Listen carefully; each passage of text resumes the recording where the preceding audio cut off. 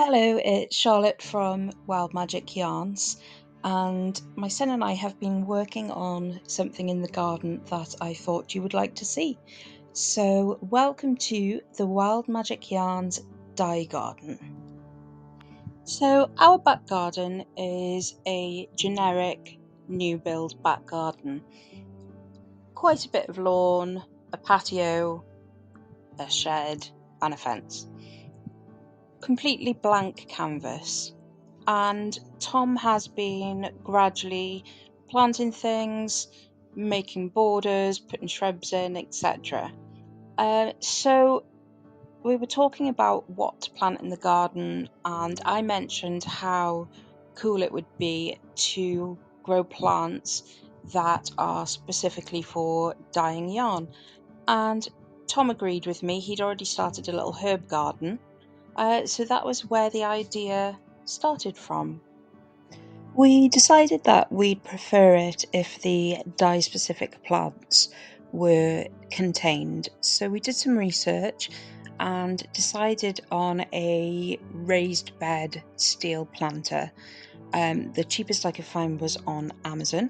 So ordered that up and Tom built it. As soon as it arrived, we got a nice sage green coloured planter. And then in the meantime, I ordered up some plants that will dye yarn, and I will tell you more about those and where I got them from in a little while. The first step was to buy some compost and then to decide where the bed was going to be located. Just some of the flower borders and shrubs there that Tom has put in. So we thought it would be best up against the back fence. My dye shed's going to be going there in the future. This is Tom's little herb garden that he has been putting in. And here are the dye plants that I've chosen to go in the dye garden. So we've got Weld and Woad. Weld and Woad. This one is Goldenrod.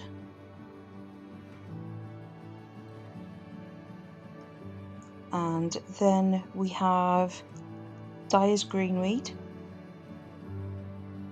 And we have another one here which is Sawwort.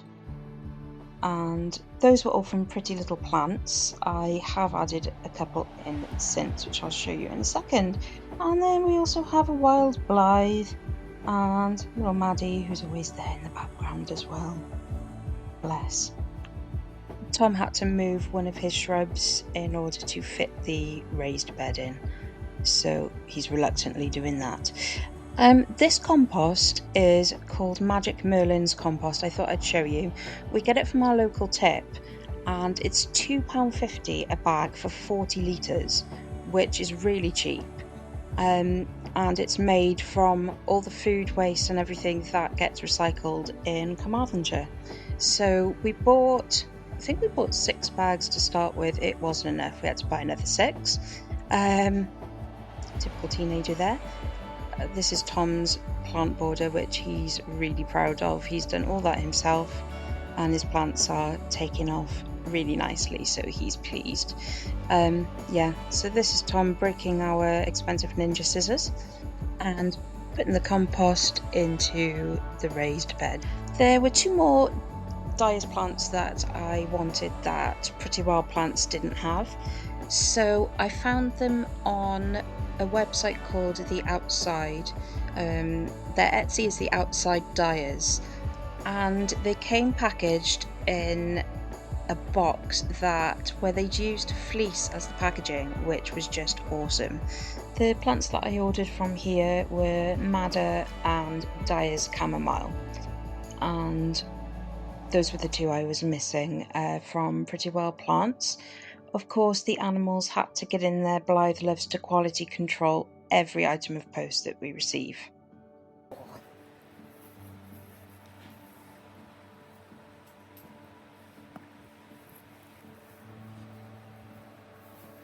You showing the sniff too, Sheldon?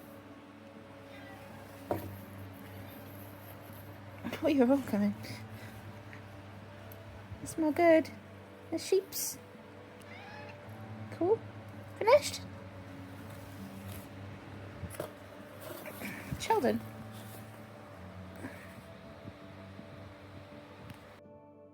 Once we'd got the extra compost and filled up the container, Tom was able to get out there and start planting things up.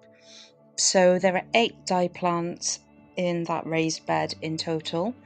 He spaced them around the outside, so hopefully they will all have enough space to grow. And that is how it was looking just after he'd planted everything. Then I decided that I would label them because I will absolutely forget which plant is which. So will Tom. It was really hard to do this one-handed. I had to stop filming myself. So here are the finished labels for all the dye plants. We have Lady's Bed Straw,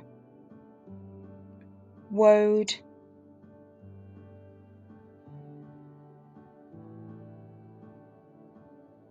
and Weld. And then we have Dyer's Greenweed,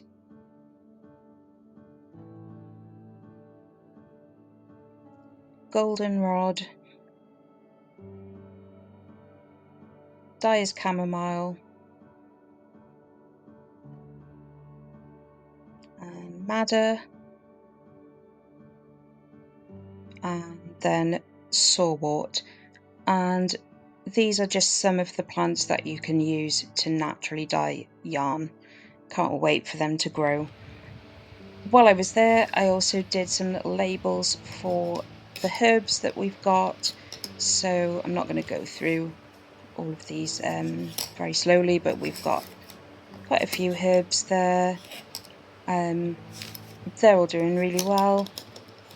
Just the usual garden herbs. We've got a fancier version of coriander, and our oregano is golden, but other than that they're just normal herbs that we use day to day, especially thyme. We use a lot of thyme, so those are all ready to go out in the garden and be put into the planters to label both the dye plants and all the herbs. And then I ordered this on Etsy. This is a little sign for the dye garden, and the man who made the sign was absolutely lovely. He put this design on that was designed to look like my logo, and as you can see, it looks really pretty in front of the dye garden. And Tom has also added in those little labels there, and it's all looking really nice. The plants are growing. Unfortunately, when Tom went out to check them, the cabbage white butterflies had laid eggs, and the caterpillars had taken quite the shining to one of the plants, so we are having to get rid of the caterpillars. Hopefully they'll lay their eggs somewhere else, not on my dye plants. And this is a little video Tom took today, the 2nd of September. As you can see, most of the plants are doing really well. There's 1 or 2 that haven't really grown much yet.